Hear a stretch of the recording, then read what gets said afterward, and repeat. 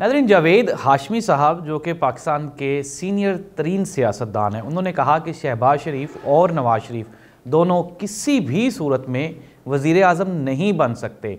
इसकी वजह क्या है? जावेद हाशमी साहब को ये मैसेज किसने दिया? क्या दोबारा फिर पीपल्स पार्टी का कोई चांस बन रहा है या फिर पीटीआई के कोर्ट में दोबारा बॉल चली जाएगी? ये है आज का बड़ा टॉपिक। इसके अलावा हमने देखा कि फैसलाबाद में पाकिस्तान तहरीक इंसाफ के एक कारकुन की हमशीरा को भी उठा लिया गया। नाज़रीन, हम इतने मजबूर हो गए हैं कि अब बात ख़वातीन के अगवा पे आ गई है। ये वाक़या कहाँ पेश आया, वो ख़ातून कौन थी, ये भी हम बताएंगे आपको आज के प्रोग्राम में। तो नाज़रीन, प्रोग्राम का बाकायदा आगाज़ करें। इलेक्शन का ऐलान हो चुका है और बकौल चीफ जस्टिस ऑफ पाकिस्तान काजी फायज़ ईसा उन्होंने कहा कि अगर मैं ज़िंदा रहा तो 8 फरवरी को हर सूरत में इलेक्शन होगा। तो ज़ाहिर सी बात है, अब तो इस बात पे सारे मुत्तफ़िक हैं, लेकिन एक सवाल जो सारे बार बार पूछ रहे हैं वो यही है कि क्या इलेक्शन होने जा रहा है या फिर सिलेक्शन होने जा रही है। तो नाज़रीन, मैं पहले भी कह चुका हूं कि ज़ाहिर सी बात है, लोगों की परसेप्शन कायम करना पड़ती है, लोगों का जहन बनाना पड़ता है और जहन बनाने की कोशिश की जा रही है कि नवाज शरीफ साहब वज़ीर आज़म होंगे। मैं अपने गुज़श्ता कई प्रोग्राम्स में बता चुका हूं कि नून लीग की हुकूमत भाई नहीं आने वाली। इसकी सबसे बड़ी वजह आपके सामने है कि किस तरह से छोटे छोटे ग्रोह बनाए जा रहे हैं, छोटे छोटे ग्रुप्स बनाए जा रहे हैं। इस्तेहकाम पाकिस्तान पार्टी, फिर परवेज़ खटक ग्रुप है, फिर उसके अलावा भी अभी 1-2 जमातें तो और भी अनाउंस होने वाली हैं। फिर उसके बाद मैंने आपको पिछले प्रोग्राम में भी बताया था कि अभी तो नून लीग की डिवीजन होना भी बाकी है। और फिर मरियम नवाज़ और हमज़ा शहबाज की आपस में लड़ाई, ये भी एक बड़ा फैक्टर है। और आने वाले दिनों में मियाँ मोहम्मद नवाज शरीफ साहब वो पिंडी तो गए, लेकिन वो शाहिद खाकान अब्बासी साहब से नहीं मिले। शाहिद खाकान अब्बासी को टिकट मिलना है या नहीं मिलना, ये भी एक बड़ा सवाल है। और अगर शाहिद खाकान अब्बासी को टिकट ना मिला तो वो किस जमात से इलेक्शन लड़ेंगे, ये भी अभी फैसला होना बाकी है।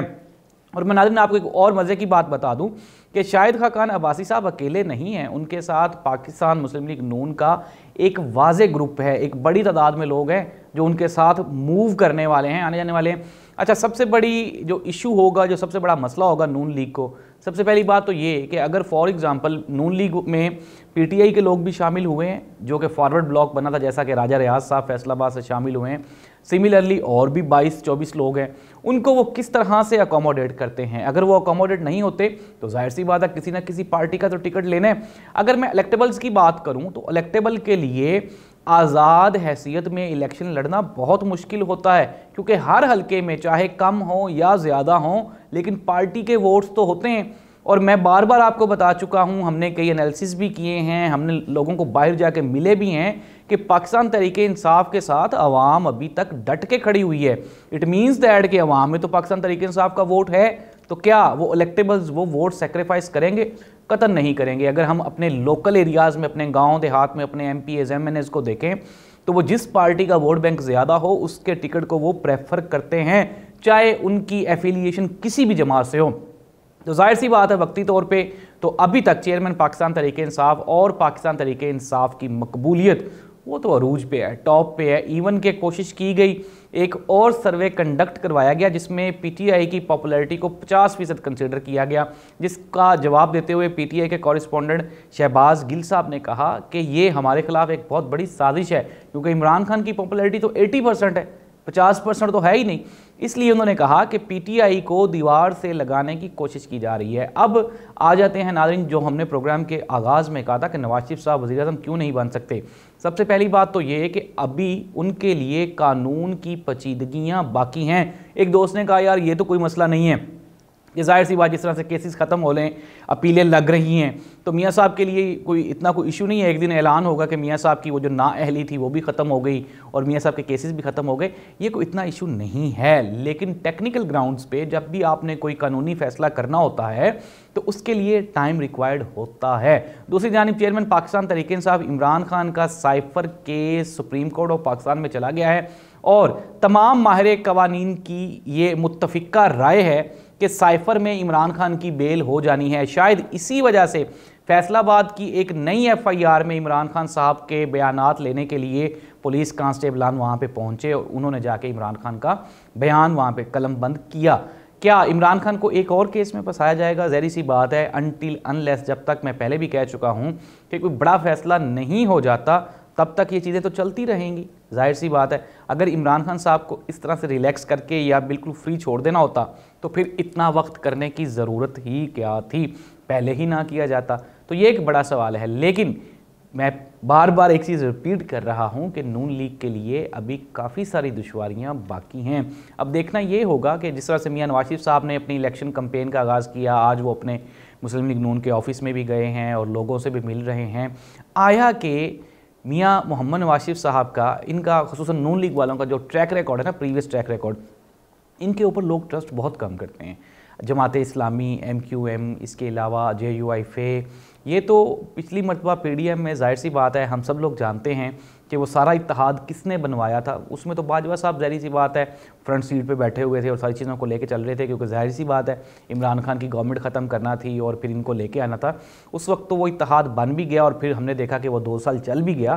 لیکن اب ایسی پوزیشن ممکن نہیں ہے. اب دیکھنا یہ ہوگا آیا کہ وہ فرنٹ سیٹ پہ ان کے لیے گراؤنڈ تو آسان کر دیا گیا ہے، لیکن ابھی تک یہ فائنل نہیں ہو گیا کہ کیا نون لیگ اکثریت حاصل کر سکتی ہے. سادہ اکثریت بھی نون لیگ حاصل کرتی ہوئی کہیں سے دکھائی نہیں دیتی. ابھی بھی کیلکولیشنز یہی ہیں کہ اگر ایسی صورتحال میں، اتنی ٹائٹ سچویشن میں بھی اگر الیکشن کروا دیے جائیں تو پاکستان مسلم لیگ کہہ رہا ہوں، P T I, Pakistan Tehreek Insaf کی 100 سے زیادہ نشستیں اس والی پوزیشن میں بھی بنتی ہیں. میں آپ کو ایک ایک حلقہ بتا سکتا ہوں کہ کہاں کہاں کیسے کیسے بنتی ہیں. لمبا ہو جائے گا پروگرام، اس پہ ہم ایک الگ سے پروگرام کر لیں گے. لیکن ابھی تک بھی سب سے زیادہ الیکٹیبلز اور سب سے زیادہ سیٹس پی ٹی آئی کی ہی بنتی ہیں. نون لیگ ابھی بہت پیچھے ہے ریس میں. اس کے بعد ایون کہ دوسرے نمبر پہ بھی پاکستان پیپلز پارٹی آتی ہے. پاکستان مسلم لیگ نون تو کہیں پہ بھی دکھائی نہیں دیتی. ہاشم ڈوگر صاحب نے کہا کہ جی اگر پی ٹی آئی ہوگی اور بلے کا نشان ہوگا بیلٹ پیپر پہ تو استحکام پاکستان پارٹی کا ووٹر متاثر ہوگا. اچھا یہ بالکل مذاق والی بات ہے کہ استحکام پاکستان کا ووٹر ہے کہاں پہ، یا کسی نے اگر دیکھا ہو تو مجھے بھی بتا دے. ظاہر سی بات ہے استحکام پاکستان پارٹی بنانے کا واحد مقصد پی ٹی آئی کے ووٹرز توڑنا تھا، اور ایونچولی اس کا فائدہ کسے ہونے والا ہے؟ اس کا فائدہ ظاہر سی بات ہے نون لیگ کو پہنچنے والا ہے. استحکام پاکستان پارٹی کو کسی بھی صورت میں، چاہے پی ٹی آئی ہو چاہے نہ ہو، استحکام پاکستان پارٹی ابھی بہت دور ہے گیم میں، اور it will take a long time. اس میں ابھی اس الیکشن میں اگر علیم خان اور جہانگیر خان ترین صاحب اپنی بھی سیٹس جیت جائیں تو ان کے لیے یہ بھی ایک ٹرننگ پوائنٹ ہوگا اور ایک بڑی اچیومنٹ ہوگی.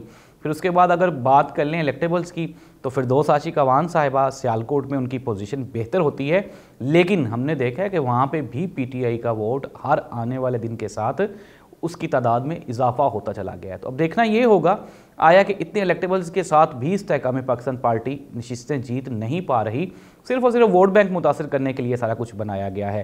تو الیکشن، پہلی بات تو یہ ہے کہ شفافیت الیکشن کی، اس کے اوپر بھی الیکشن کمیشن سے سوال کیے جا رہے ہیں. پوچھا جا رہا ہے کہ پلاننگز کس طرح سے ہوں گی اور کیا جس طرح سے پچھلی مرتبہ سسٹم بیٹھ گیا تھا اس طرح کا کوئی سسٹم تو بیٹھنے کی امید نہیں ہے، کیونکہ ظاہر سی بات ہے ناظرین پاکستان ایک نازک مرحلے سے گزر رہا ہے. اور اگر ہم بات کریں ہماری پولیٹیکل سٹیبلٹی کی تو وہ ڈیپینڈ کرتی ہے اس الیکشن پہ. اور اگر یہ الیکشن بھی شفاف نہ ہوئے تو ہم بار بار ایک بات کر رہے ہیں کہ چیئرمین پاکستان تحریک انصاف نے گزشتہ جو دور حکومت تھا اس میں 4 سیٹس 4 حلقوں کا ایشو تھا، اور پھر وہ جو 4 حلقے تھے وہ آپ کو پتہ ہے وہ 4 حلقوں کو لے کے پھر آگے فردر کمپین اور پورے کا پورا سسٹم ہی بیٹھ گیا تھا.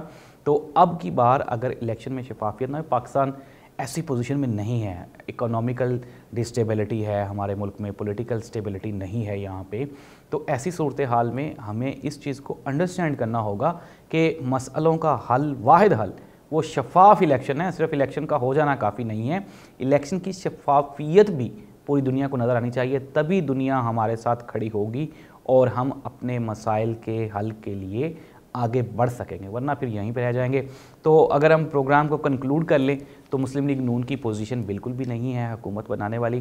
پروگرام کے شروع میں ہم نے ذکر کیا تھا کہ صاحبزادہ حامد کی بہن ہیں، پاکستان تحریک انصاف کی طرف سے فیصل آباد سے ہیں، تو ان کی ہمشیرہ جو کہ شادی شدہ ہیں ان کو گھر میں ریڈ کر کے اغوا کر لیا گیا. لیکن اس کے بعد جو رد عمل آیا وہ انتہائی شدید خطرناک تھا، اور میں کئی مرتبہ اپنے پروگرامز میں کہہ چکا ہوں کہ اگر اس طرح کی کوئی لہر اٹھ کھڑی ہوئی تو پھر یہ پنجاب پولیس کے لیے اچھا نہیں ہوگا۔ لیکن وہاں کے وکلاء صحافیوں نے جس قدر شدید احتجاج کیا وہاں ڈی ایس پی آفس میں جا کے، وہ قابل دید تھا، اور اگر اس طرح سے سلسلہ چلتا رہا تو پنجاب پولیس کے لیے آنے والے دنوں میں مزید انتظامی امور کو سر انجام دینے میں یہ پریشانی بڑھتی جائے گی۔ پنجاب پولیس کو چاہیے، خصوصاً آئی جی پنجاب کو چاہیے کہ وہ خود اس چیز کو نوٹ کریں، دیکھیں۔ ظاہر سی بات ان کے نوٹس میں تو ہوگا جو بھی ہو رہا ہے، لیکن اس طرح سے پرسنل ہو کے خواتین پہ ہاتھ ڈالنا، لوگوں کی عزتوں پہ ہاتھ ڈالنا، اس طرح سے بات غلط ہو سکتی ہے۔